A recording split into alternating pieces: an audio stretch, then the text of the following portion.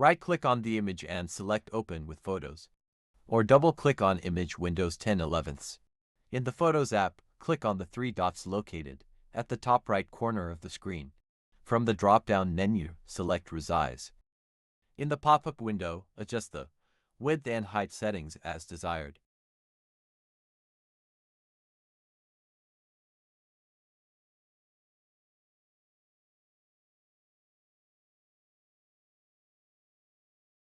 Here, you can select how much to reduce the image quality in percentage and specify the resolution you want to keep.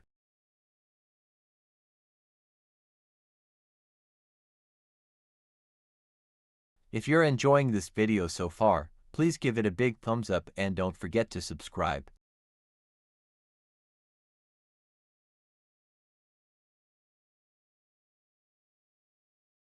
Play with it and once done, click on Save button and save the image to your computer. That's it.